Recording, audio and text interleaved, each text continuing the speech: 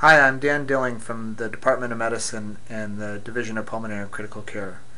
I'm here to talk to you today about communication with families in the intensive care unit. So today we're going to talk about communication with families in the ICU.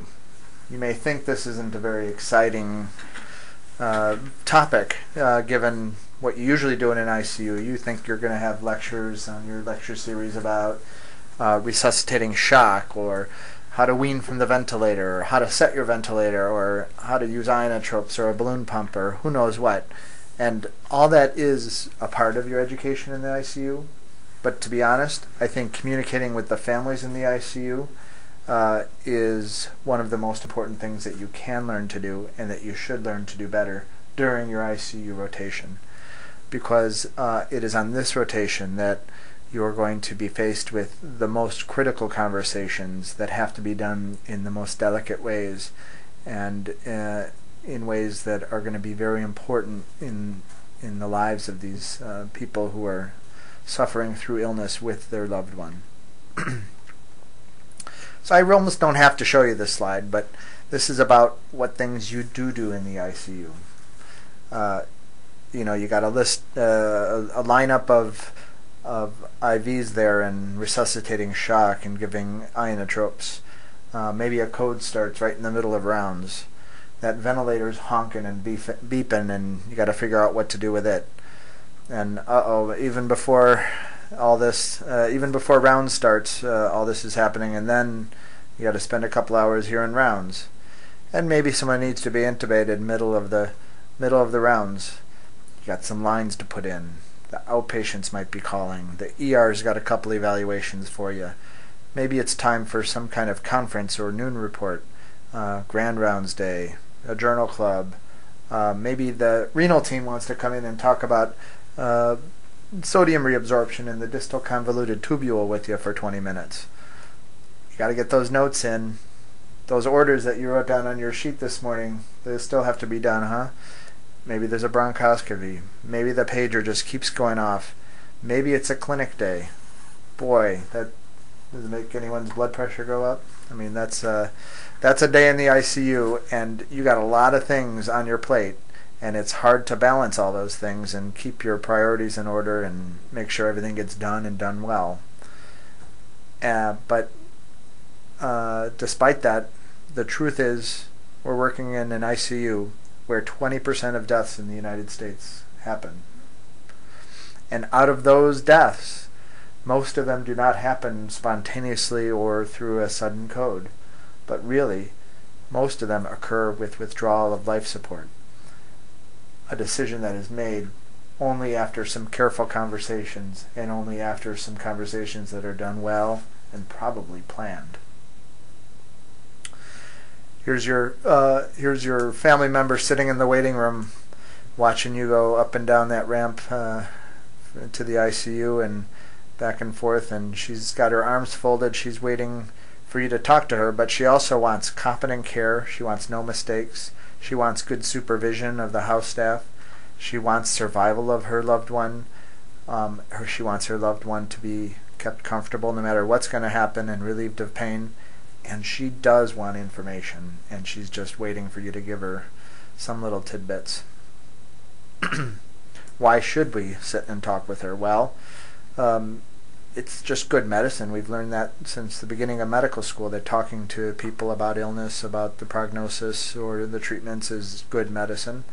It may add information to the case at hand and help you make decisions or institute therapies.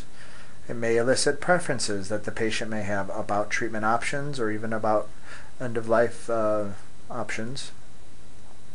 Talking to the families and communicating well will reduce lawsuits. It will avoid lawsuits, and that's contrary to what some people will say, that they don't want to show their face because they're afraid of getting sued. Well, it's just the opposite.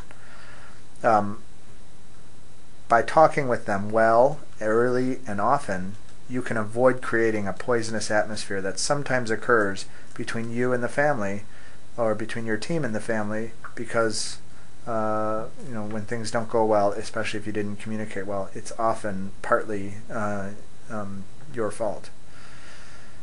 It can streamline decision making, and ultimately, by talking with patients, families, early, often, and well, you can avoid unnecessary prolonged suffering. There's a literature on this. It's not just good ideas in a slideshow here. This is an article reporting a study from the American Journal of Respiratory and Critical Care Medicine, the premier journal in critical care. Of 43 French ICUs, hundreds of patients and families were surveyed in a needs assessment with a validated questionnaire. These are just about the same patients that we care for in our medical ICU, with varying ages, varying types of medical problems, acute respiratory failure, shock, coma, acute renal failure, illness levels and length of stay, and even mortality similar to what we see. And these families in this study are similar to what we see, which spouses, parents, children, and siblings wanting information about the diagnosis, about the prognosis, and about treatments.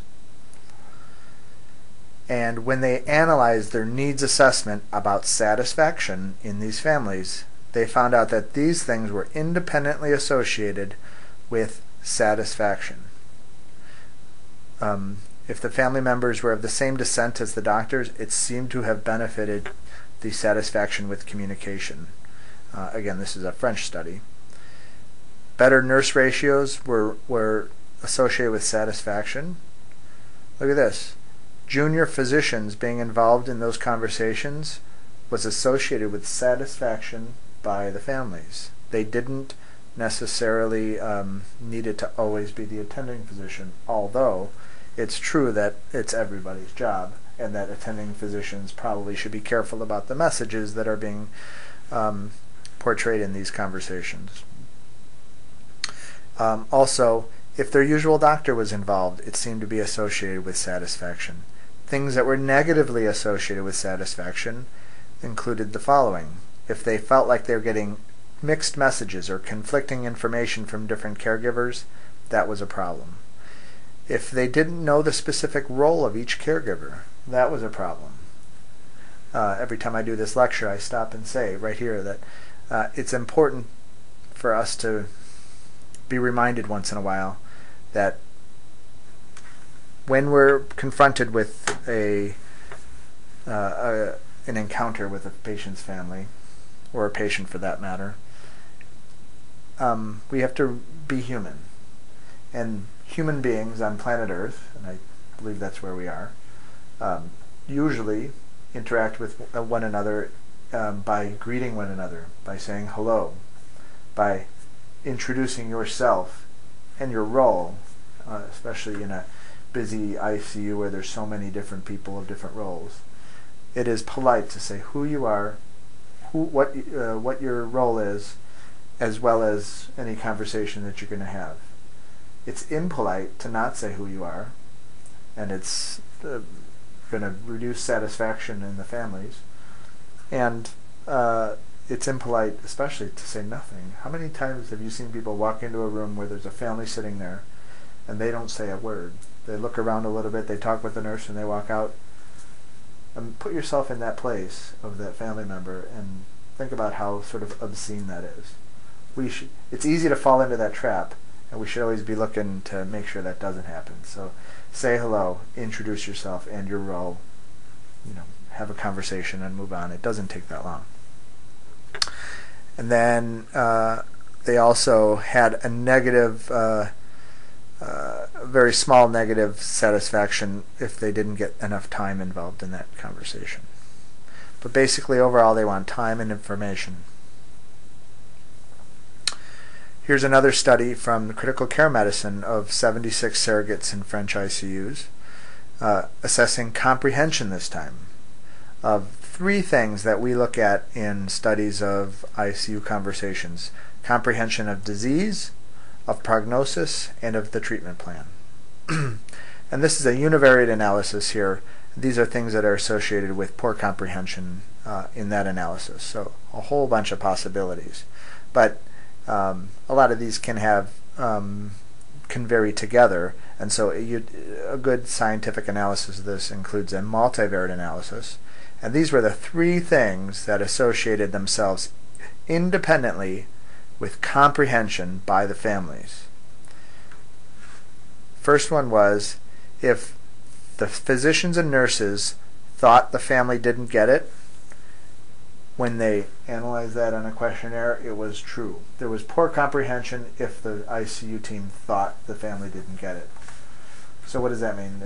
So that means if you think the family doesn't get it, stop wasting your time, don't talk to them anymore, right? No. Of course not. It means if you think that there's a particular family where it's not sinking in, that's somebody who needs more conversation, deeper conversation, perhaps more careful use of language that is going to be understandable to that family. There are brochures that you can give that about ICU care and terminology and therapies, and those are sometimes helpful in improving comprehension. And in this study, they also found that families of patients who were younger were less likely to have good comprehension about things. Perhaps they haven't been around the block a few times with other ill family members. And look at this. In Eli Azule's ICUs, Eli Azule, the expert in this, who teaches how to talk to families and produces these studies about communicating with families in the ICU. Even in his ICUs, more than half the cases, the representative failed to comprehend either the diagnosis, the prognosis, or the treatment of the patient. So you can always do better. So why don't we talk to families more? You probably can guess at some of the reasons. This was actually the result of some surveys I did of our residents a few years back, asking, why don't you communicate more with ICU families? Well, perhaps there's a lack of confidence involved. If the prognosis or the treatments or the condition of the patient were uncertain, it's difficult to talk about, so that might be a reason. Perhaps it's that fear of confrontation with the families, or perhaps it's too time-consuming and not going to be able to manage it. Maybe there's too much emotion involved. You want to stay away from that. Might be hard to organize. You got that unreasonable family. You don't want to feel like a failure. Maybe you don't know the patient because it's cross coverage, or you just came on service. Perhaps you're worried they won't get it, so you're not going to waste your time, or you're afraid of lawsuits. Maybe there's other things going on that are your priority at that moment. Perhaps there are cultural barriers in the way to good communication or comfort with the conversation. Well, I recognize that these would all be reasons that a person is not going to be able to sit down with a family, and that time will be stretched. But the truth is, none of these are a priority over good communication with a family, and you sometimes just have to do it anyway. The group at the University of Washington, led by Randy Curtis, is also studying this topic. In fact, they have NIH funding to study communication with families in the ICU. This is real science. This is from Critical Care Medicine, looking at their the teaching hospitals there, where they identified family conferences where there was going to be an end-of-life discussion. They audio taped them with permission and consent and everything, and afterwards analyzed the conversations with a survey about satisfaction. They paid a lot of attention in this study to how much time the different people were talking. And these conferences are not unlike what we do in our ICU, where maybe a half-hour conversation, family talks up to a third of the time, little monologue, a few minutes at the beginning by the physician, pretty satisfied people, and not much conflict perceived. But what they found when they looked at the proportion of family speech, they found that it correlated with satisfaction. The more they got to talk, the more satisfied they were with the conversation. They don't want to just hear us babbling on and on. they need to have an engagement. There was also a negative correlation between the amount of family speech and how much conflict they perceived. If they felt like they were getting talked at by the physicians and not talked to or with, they felt like that was a conflicting conversation and they didn't feel comfortable with it. So this study and others really emphasize how important it is for us to be listening and giving a family time to talk during these conversations. You can get better at this, and we all like mnemonic devices. So here's one that I really use before I turn the handle of the door of the conference room to walk in and talk to a family. Or sometimes if I'm sitting at the table with the family and it seems like it's not going well, I'm telling you, I really sit through each of these letters in my head and I try and get on track to do this better. So V, value and appreciate what the family members said. What they say, tell them it's important, repeat it, talk about what they just said, but somehow value what they said. Another one is acknowledging emotion. It doesn't mean you're going to have to sit in the corner and wail and cry with them, but maybe it means saying, I see that this makes you feel angry. I can tell that you're guilty about this decision. I know how sad this is. Perhaps it means pushing the Kleenex box down the table. That's acknowledging emotions. It could be a tap on the shoulder. It can be a handhold. It can be a lot of things that acknowledge emotions. That's an important thing to do in these conversations. L is listen. The more time you give to listening, the better the conference is going to go. And that sometimes means some pregnant pauses and some uncomfortable moments of silence, giving them a chance to talk so that you can listen. Through that listening and through your questions, you can understand who the patient was as a person. That is an important part of all ICU care, but especially during these end-of-life conversations that you may be having. So is the person afraid most of dying alone in a nursing home? Are they most concerned about not being able to sing anymore, or go to church anymore, or visit with family? Is there a conversation they had last year about another sick relative relevant to the case at hand? Is there something they said about Uncle Joe and not wanting to die like Uncle Joe that we can talk about? Finally, E comes along with listening and letting the family talk, but making sure you give them a chance to ask questions. So elicit questions of the family members during and at the end of the conference. If you follow this mnemonic, your conferences will go better. And if you don't believe that, we might talk about this next slide. A New England Journal article assessing a new communication strategy about how to talk with relatives of dying patients in the ICU. New England Journal, an intervention. What do you think the intervention was? They randomly assigned the families to either get a customary end-of-life care or this special intervention about how to make the conversations better, and it was the value mnemonic. I've never before or since seen a mnemonic device being tested in a randomized study, or that study getting published in the New England Journal, but it means it works.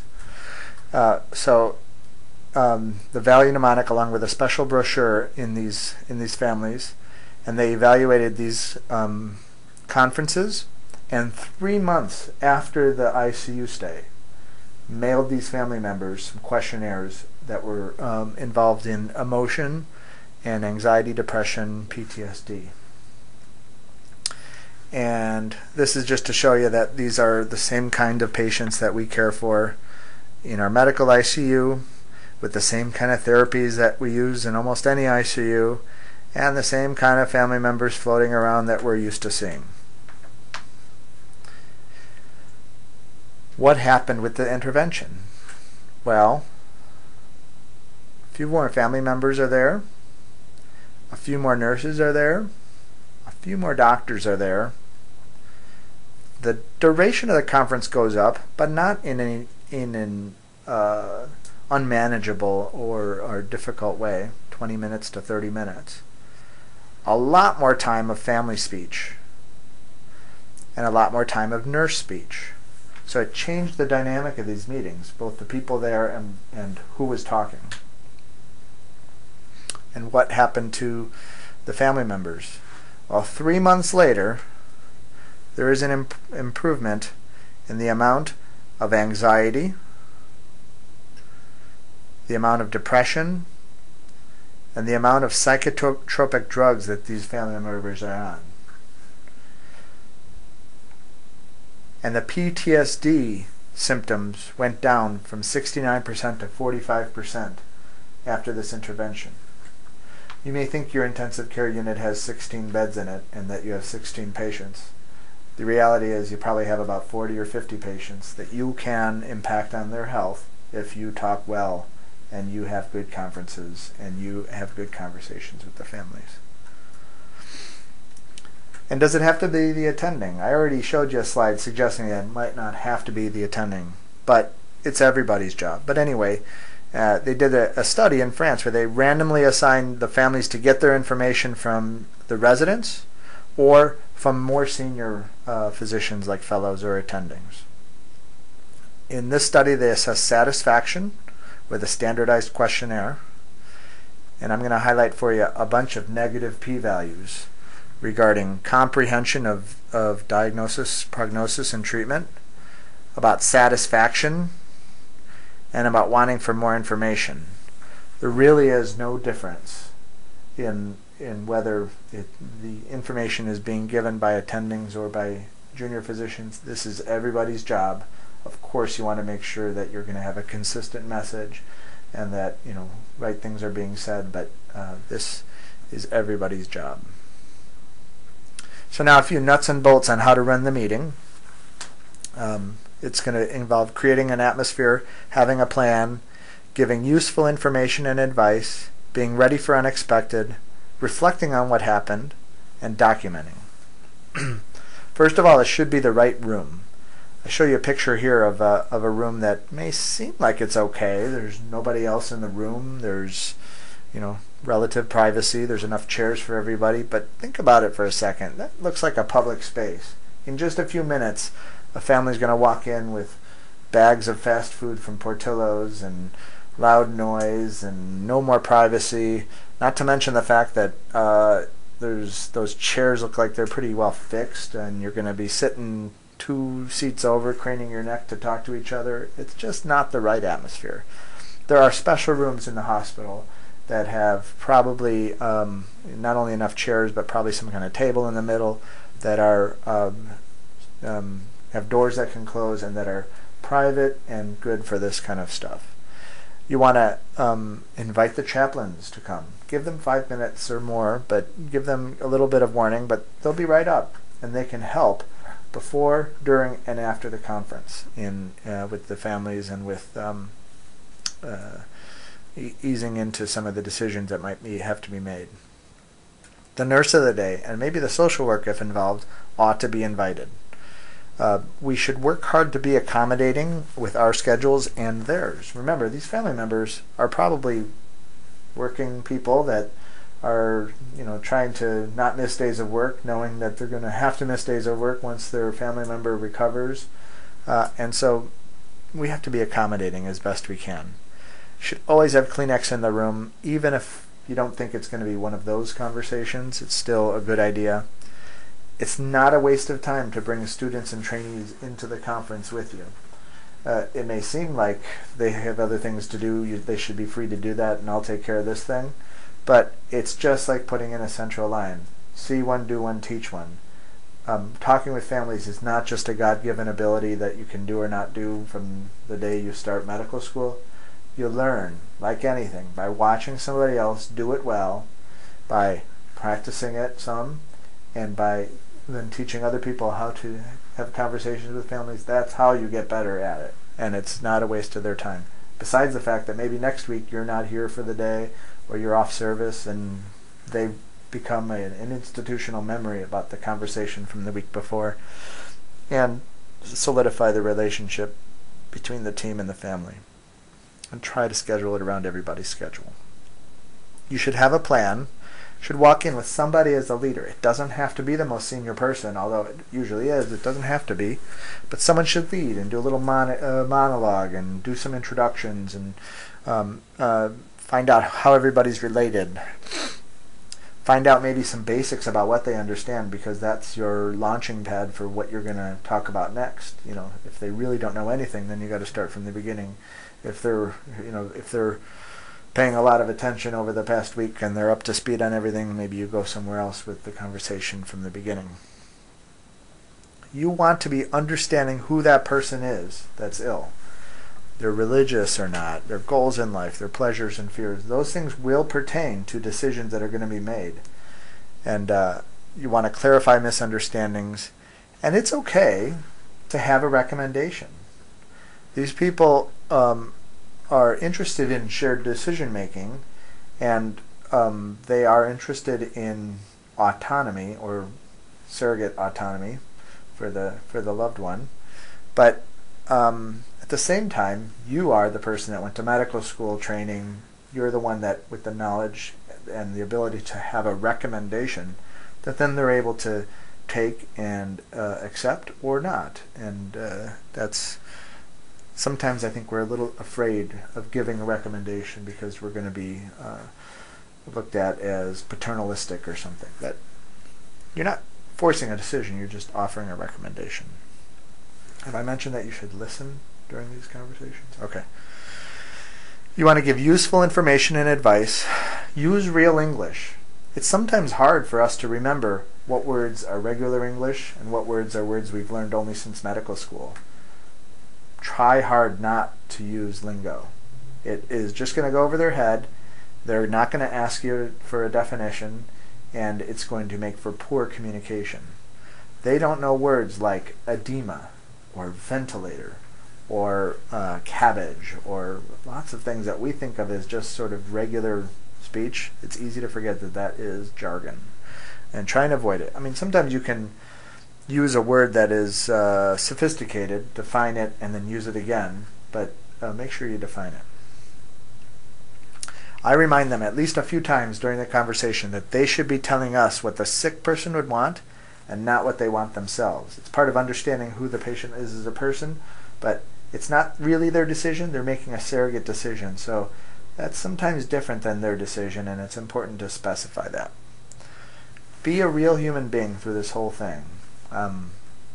It's okay to have a little emotion. It's okay to show a little bit your true colors. It is helpful, actually, in the communication process, in the process of them trusting you. It is not wise to use unnecessarily dark or morbid language. You don't have to talk about how the rib cracking in a code is going to be heard from 3 wards over, and how could you do that to your grandma? You don't have to lay it on that thick. You tell it like it is, but not overly morbid. And along those lines, really explain potential scenarios. To just say trach peg RML is meaningless, or even to basically describe that situation is not helpful. And to just say withdraw life support, that's not helpful either, because they don't know what those things mean. You really have to talk about a prolonged recovery and rehabilitation, how that they're likely to be away from home for weeks, that complications will probably come along down the line too, that it may even end with an unexpected death along that track if things don't keep going in the right direction. I mean, you have to be realistic so that they don't have false expectations. And if you just talk about withdrawing life support as an option, they don't know what that means. A lot of families will think that really means you pull the curtain, you turn off the machines or unplug them even, and that their family suffers and has pain for some short period of time and then it's all over. It's not how it is. We know that, and it's important for us to say, well, if we went in this direction, that the family could all be there at the time that they choose, that we would ensure comfort and use ample amounts of medicines, that we would take away therapies that are uncomfortable, that aren't helping anymore, that we would make it as peaceful an end as possible, and describe what withdrawal life support really is, rather than just saying withdrawing life support. And I believe that we probably shouldn't say withdrawal of care as words, because I think we all keep caring even after we've made such a decision. Even after the patient dies, we probably still care. So you're not withdrawing your care, you're withdrawing life support, or withdrawing the support, or you're withholding life-sustaining therapy, or something like that. The way you say things influences your views, even in subtle ways that you don't recognize. Plus, you might not know what the brother-in-law looks like, and he's standing next to you guys on rounds as you talk about withdrawing care. That may sound like something different than what you mean if you're overheard that way. So, withdrawing life support. Remember to listen. Be ready for the unexpected. They might be in a totally different place than you think, and sometimes, on the other hand, they're just not going to come around no matter what. Maybe they're distrustful of healthcare altogether, or even each other, and this is exactly when that distrust of each other is going to come to a head. If so, you do your job, you move on, maybe some bargaining about times and goal setting that can be done then, but it can be difficult. It's wise and helpful to reflect on what happened. Maybe that means discussing with the colleagues and the nurses, or the chaplains right afterwards. The chaplains can often give you good advice about how you did, what you could do better next time, and where the family is, because they sit there with them afterwards for a while.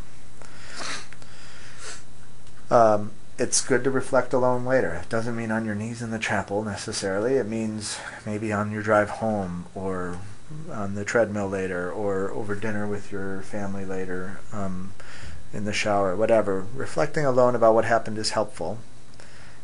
You can document who was in attendance, what was said, what was decided or not decided. If there's any next steps in management or new plans, they should be written. If there's any changes in advance directives, that's not just written there, but that's a new order. How much time was spent?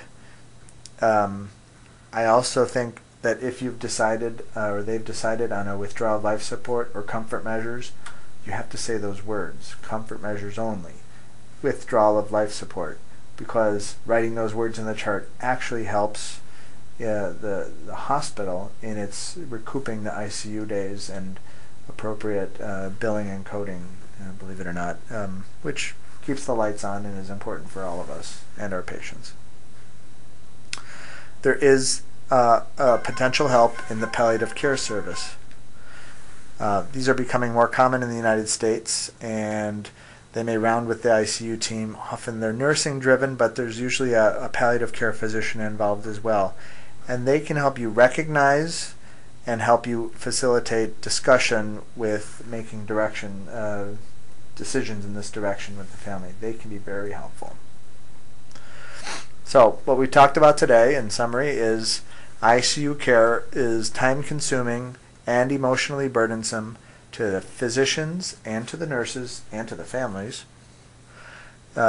These families are starving for information, and they're interested in shared decision-making. Despite our best efforts, some of the information is not going to be comprehended.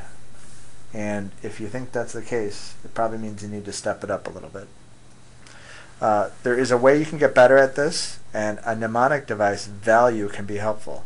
That's V for value and appreciate what they said. A is acknowledging emotions. L is listening. U is understanding who the patient was as a person. And E is eliciting questions. Those 5 letters in the mnemonic can help you do a better meeting. PTSD is common in these family members, and if you do this well, you can reduce its occurrence as well as other emotional burden. You can get better at this. And part of getting better is developing a habit and a routine for conducting such family member meetings in the ICU, especially a patient who's had a sudden decompensation or just come to the unit, especially a patient who's been around long enough that we're starting to have consideration of decisions about withdrawing life support. But even sometimes on a perhaps a less formal basis, almost day to day. So I hope this was helpful, and thanks for coming.